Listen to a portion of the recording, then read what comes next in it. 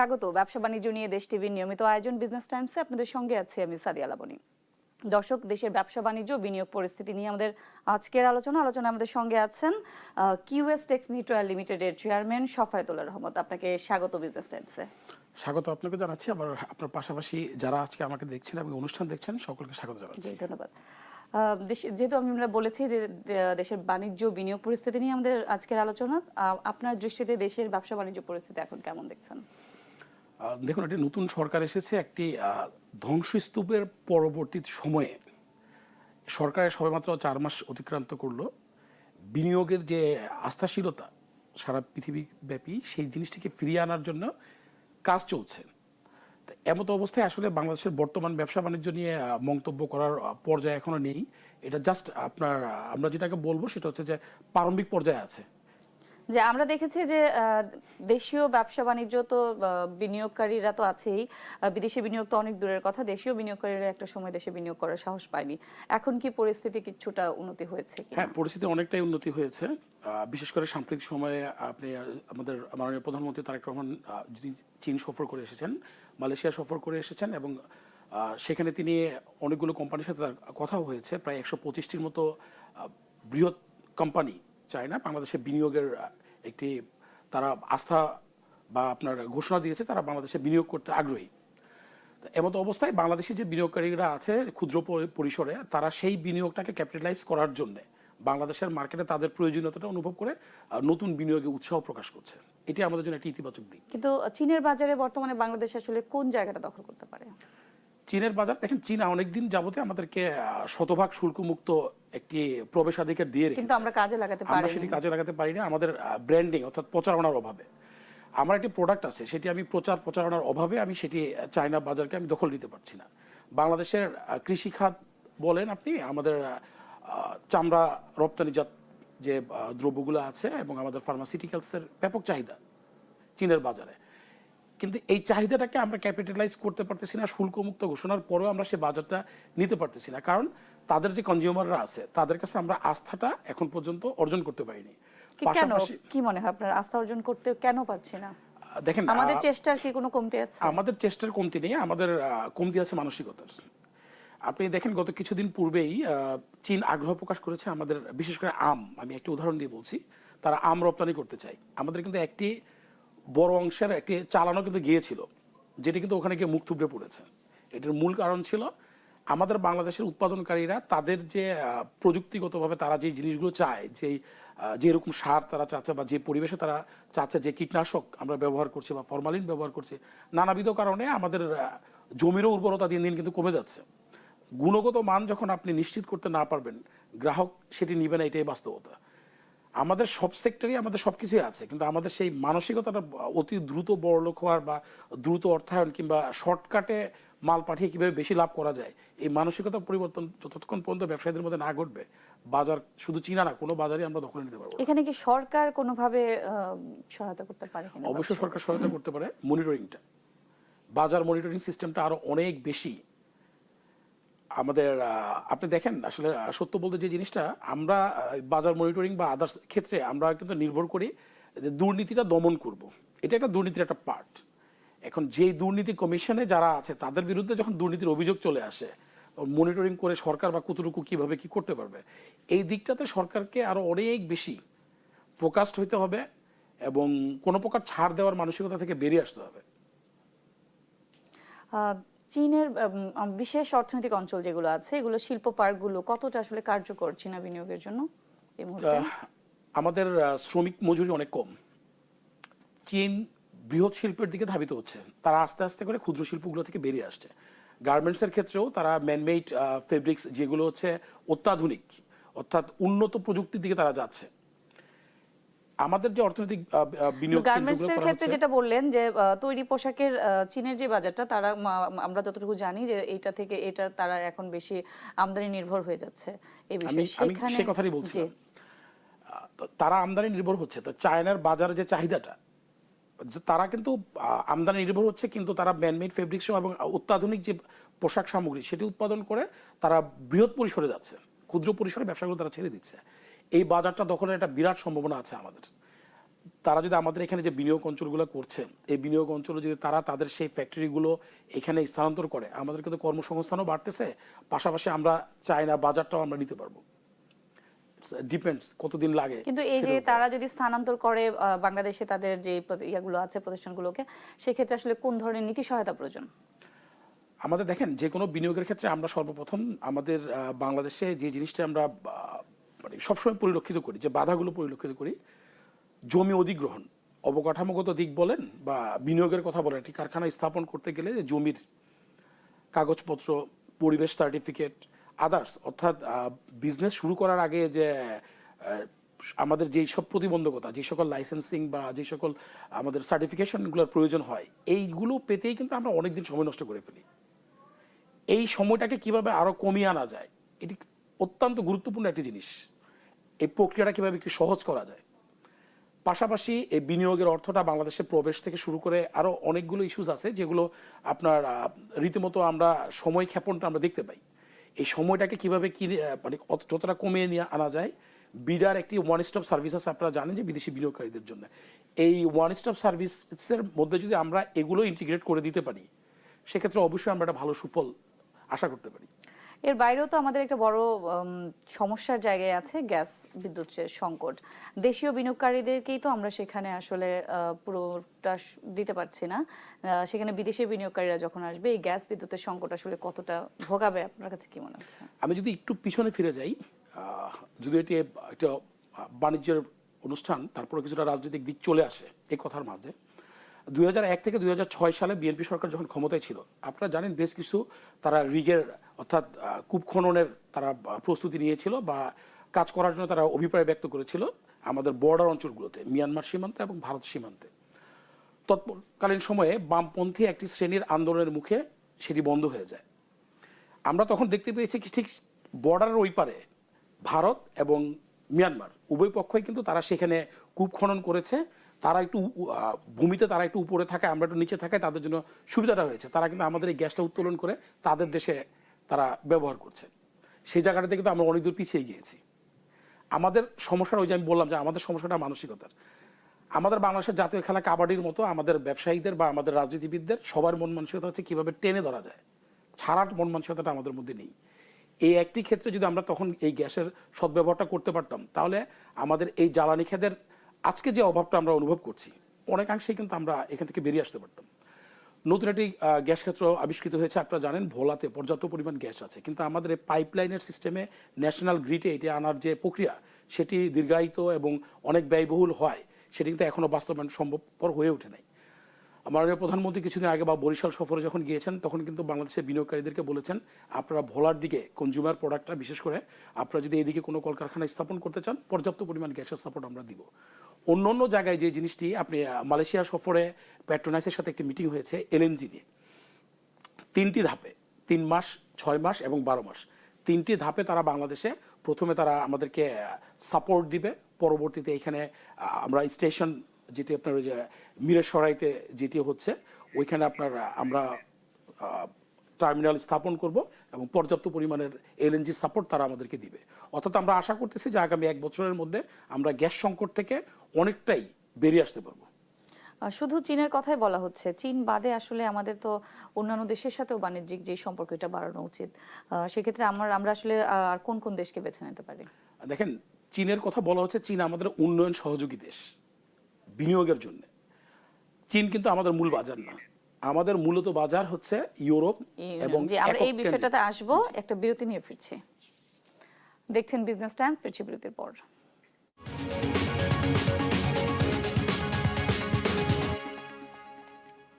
আবারও স্বাগত বিজনেস টাইমসে। ব্যবসা বাণিজ্য বিনিয়োগ নিয়ে আলোচনায় আমাদের সঙ্গে আছেন কিউএস টেকনিটোয়া লিমিটেডের চেয়ারম্যান শফায়েতুল্লাহ রহমত।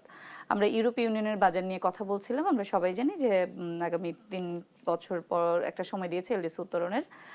এরপরেই আসলে এলডিসি উত্তরণে যাওয়ার পরে ইউরোপীয় ইউনিয়নের বাজারে নতুন করে একটা চ্যালেঞ্জ তৈরি হবে। সেই চ্যালেঞ্জ মোকাবেলায় আমাদের এই মুহূর্তে কি ধরনের প্রস্তুতি প্রয়োজন?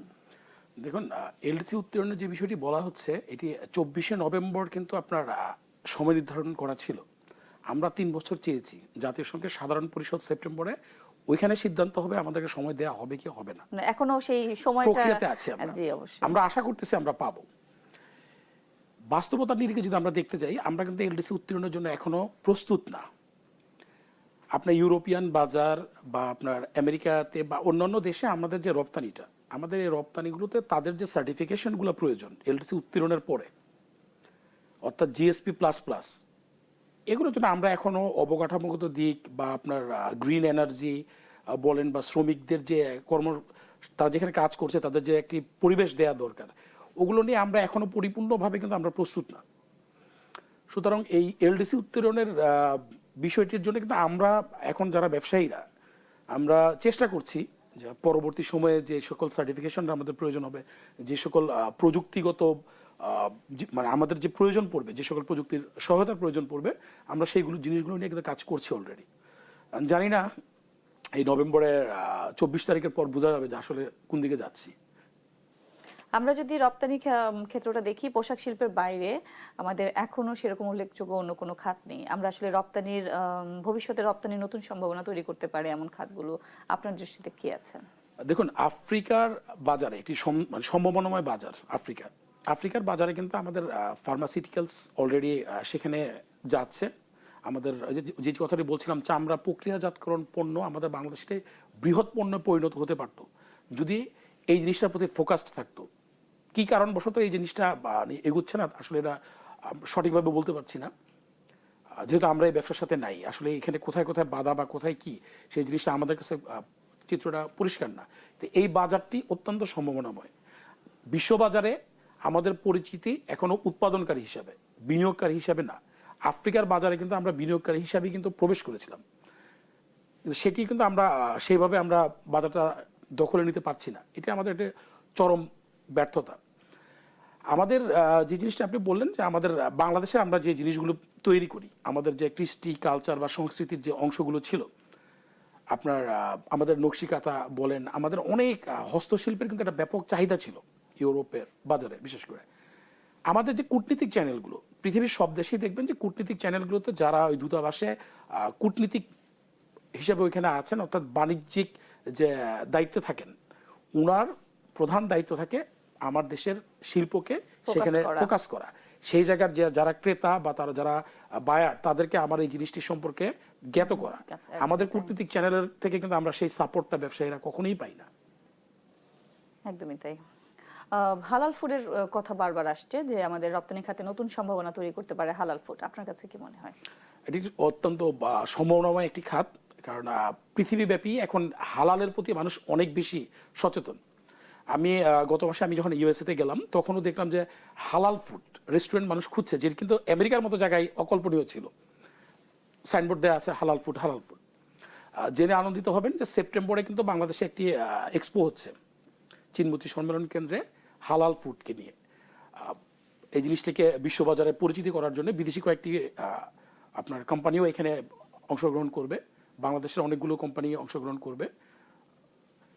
এই হালাল ফুডটাকে এই যে এখানে এই যে একটা আপনার এক্সপোর মাধ্যমে তুলে ধরা হচ্ছে, এই জিনিসটাকে যতটা আপনার প্রচারে নিয়ে আসা যাবে, যতটা ওই যে কথা আছে যে আপনার প্রচারই প্রসার, আমরা যতটা প্রচার করতে পারবো ততটাই প্রসার ঘটবে। বাংলাদেশে কিন্তু গরু কোরবানির ক্ষেত্রে বিসমিল্লাহ বলে কোরবানি দেওয়া হয়, অর্থাৎ বাংলাদেশি মাংসের একটি চাহিদা কিন্তু মুসলিম দেশ হিসেবে আমাদের একটা প্রাধান্য আছে। এই জায়গাটা আসলে আমরা কেন সেইভাবে ধরতে পারছি না? দেখেন, আমরা আমাদের নিজেদের কৃষকদেরকে ফ্যাসিলিটিস দেওয়ার কথা বলে আমাদের বাজারে কিন্তু গরুর মাংসের মূল্য অনেক বাড়তি। ভারত তাদের যে গরুগুলো পালতেছে, আমি নিজে একটা এগ্রো ফার্মের মালিক, ভারতের যে আপনার কস্টিংটা, তার তুলনায় আমাদের কস্টিংটা অনেক বেশি পশুখাদ্যের, যে কারণে আমাদেরকে দাম বেশি নিতে হচ্ছে, যার ফলশ্রুতিতে বাজারে আপনার যে গরুর মাংসের দাম বা পাশাপাশি আপনার ছাগল ভেড়া সব কিছুর দাম কিন্তু অনেক বেশি পার্শ্ববর্তী দেশের তুলনায়। মানুষ সস্তার দিকে ঝুঁকবে, কারণ সারা পৃথিবীব্যাপী দেখেন যে যুদ্ধ অবস্থা বিরাজমান, মানুষের ক্রয় ক্ষমতা কমে গিয়েছে। হালাল ফুড, আমার কাছে টাকা আছে, আমি চেষ্টা করব সঠিক হালাল ফুডটা কেনার জন্য। আমার কাছে যখন অর্থর সেই পরিমাণ প্রবাহটা না থাকবে, আমি সেই জিনিসটাই কিনবো, সেটা হালাল হারাম না। আমি জানবো যে গরুর মাংসটা হালাল, কোরবানি বা জবাইটা হালাল হয়েছে কিনা, সেটি কিন্তু তখন আমার কাছে বিবেচনা। এই খাতকে সহযোগিতা করতে আসলে সরকারের কি ধরনের নীতিগত সহায়তা জরুরি? এই ক্ষেত্রে সর্বপ্রথম হচ্ছে প্রান্তিক পর্যায়ে আমাদের এই যে চীনা বিনিয়োগকারীরা যে আপনার এখানে বিনিয়োগের কথা বলছে বা বিদেশি বিনিয়োগকারীরা বিনিয়োগ করার কথা বলছে, তারা নির্দিষ্ট খাতগুলোতে বিনিয়োগের কথা বলছে। আমরা তাদেরকে উৎসাহী করতে পারি যে আসুন আমাদের পশু খাদ্যে বিনিয়োগ করুন, আমরা এখানে একটু আপনার এই সেক্টরটাকে আমরা আরো অনেক ভালোভাবেই ফুটিয়ে তুলতে পারি, যার ফলে আপনার পশু উৎপাদন বাড়বে। পশু উৎপাদন বাড়লে আমাদের রপ্তানিও বাড়বে। নিঃসন্দেহে এটা একটি সম্ভাবনাময় খাত আমরা বলতেই পারি। কর নীতি, শুল্ক ব্যবস্থা এবং নীতিগত ধারাবাহিকতা, যে নীতিগত যে বিষয়টা দেখে আমরা বারবারই ফ্রিকোয়েন্টলি চেঞ্জ হয়, এগুলো আসলে বিনিয়োগের জন্য কতটা গুরুত্বপূর্ণ এবং আমাদের দেশের এই নীতিগত যেই বিষয়টা আছে এটা বিনিয়োগকে কিভাবে বাধাগ্রস্ত করছে? আমাদের দেশে যে বিষয়টি হচ্ছে কি, আমরা সরকার পরিবর্তনের সাথে সাথে আমাদের যে জিনিসটা হয় পররাষ্ট্রনীতি এবং অর্থনীতি দুটি দিকেই কিন্তু আমরা পরিবর্তন ঘটাই, ব্যাপক পরিবর্তন ঘটাই। পৃথিবীর অন্যান্য দেশে উন্নয়নশীল বলেন বা উন্নত দেশগুলো বলেন, তাদের কিন্তু ফরেন পলিসি এবং অর্থনৈতিক পলিসিতে পরিবর্তন আসে যৎসামান্য। আমাদের মতো ম্যাসিভ পরিবর্তন কিন্তু কেউ নিয়ে আসে না। আরেকটি বড় দিক হচ্ছে আমাদের দেশে যে জিনিসটা দেখবেন, একজন রাজনীতিবিদ সে যখন একটু রাজনৈতিকভাবে একটু ভালো থাকবে তাকে শিল্পপতি হইতে হবে। আবার একজন শিল্পপতি সে শিল্পে ভালো আছে, সে রাজনৈতিক ফ্যাসিলিটিস নেওয়ার জন্য তাকে আবার রাজনৈতিক হইতে হবে। আমাদের পার্শ্ববর্তী দেশগুলোর দিকে দেখেন, বড় বড় কোম্পানি যারা ওনার, ওরা কিন্তু কেউ পলিটিক্যাল না। রাজনীতি তারা নিয়ন্ত্রণ করছে, রাজনীতিকে সহযোগিতা করতেছে, দেশকে উন্নয়নের পথে এগিয়ে নিয়ে যাচ্ছে সরকার গৃহীত নীতিমালার আলোকে। আর আমাদের দেশে ঠিক তার বিপরীত। আমি ব্যবসায়ী, আমাকে রাজনীতি করতে হবে কেন? আমি রাজনৈতিক ফ্যাসিলিটিস নিয়ে আমার ব্যবসাটাকে বড় করতে হবে। এই যে নীতিগত যে সমস্যাটা আপনি বললেন, এই নীতিগত এই প্রবলেমগুলো কিন্তু ক্রিয়েট হয় এই শিল্পপতি এই জাতীয় বড় ব্যবসায়ীদের জন্য। তারা গভর্নমেন্টকে প্রেশারাইজড করে যে এই নীতির আলোকে আসো, আমার ব্যবসা লাভবান হবে। কিন্তু এর বাইরে কি আমরা যেতে পারবো? আমাদের অবশ্যই যাওয়া উচিত, অবশ্যই যাওয়া উচিত। সেই মানসিকতাটা তো তৈরি আমাদের বর্তমান প্রধানমন্ত্রী অত্যন্ত ভিশনারিস এবং আমি মনে প্রাণে বিশ্বাস করি তাকে, তার যে টিম আছে তারা যদি তাকে প্রপারলি সাপোর্ট করে, তিনি যে পরিবর্তনগুলো আনতে চাচ্ছেন সে সাপোর্টটা যদি তিনি তার বাণিজ্য টিম বা আপনার অর্থনৈতিক তার যে বিশ্লেষকরা বা তার যে পরামর্শকরা আছেন তারা যদি সঠিক জায়গা থেকে তার সিদ্ধান্তগুলোকে বাস্তবায়ন করে, কারণ দিন শেষে কিন্তু সরকারের কোনো বদনাম হলে প্রধানমন্ত্রীর বদনাম হবে। প্রধানমন্ত্রী কর্তৃক গৃহীত নীতিগুলো যদি তারা বাস্তবায়ন করেন, অবশ্যই এই খাতে অনেক বড় একটা পরিবর্তন আসবে। ব্যাংকিং খাতের দিকে যদি আমরা একটু দেখি, যে ব্যাংকিং খাতের যে দুর্বলতা বা যে একটা পরিস্থিতি এখন চলছে, অস্থিরতা, এই সংকট আসলে বিনিয়োগে কতটা গুরুত্ব রাখছে, প্রভাব ফেলছে? আমাদের বাংলাদেশে দেখেন 2010-এ শেয়ার বাজার ধসের পরে একবার ব্যাংকিং সেক্টরে একটা ধাক্কা গিয়েছিল তারল্যতায়, কিন্তু সেটা আমরা কাটিয়ে উঠেছিলাম খুব স্বল্প সময়ের মধ্যেই। 2022-এ যখন আমরা এই যে এলসি নিয়ে আমরা যখন আপনার ডলার শূন্যতায় আমরা ভুগলাম, ওই সময়টায় কিন্তু বাংলাদেশের ব্যবসা বাণিজ্যে একটা বিরাট ধস চলে আসছে। গার্মেন্টস বলেন, সকল রপ্তানি খাতেই কিন্তু ধাস চলে আসছে। আমরা আমাদের যে বলছি আমাদের বাংলাদেশের রিজার্ভের কথা, রিজার্ভটা কেন হয়েছে? আমরা রপ্তানি করি নাই, সরি আমরা আমদানি করি নাই। আমরা আমদানি না করার কারণে কিন্তু আমাদের রিজার্ভের পরিমাণটা আমরা দেখাতে পেরেছি। এখন ব্যাংকে যখন তারল্যতার অভাব থাকবে, এবারের আপনার বাজেটের মধ্যে দেখেন $1.43 বিলিয়ন সরকার নিয়ে আসবে ব্যাংক থেকে ঋণ সহায়তা হিসাবে। ব্যবসায়ীরা তারল্যতার সুযোগটা পাবে কোথায়? সরকার যদি আপনার এমনিতেই ব্যাংকে টাকা নেই, ইসলামী ব্যাংকগুলো দেখেন সম্মিলিতভাবে 5টি ব্যাংকে একত্রিত করা হয়েছে।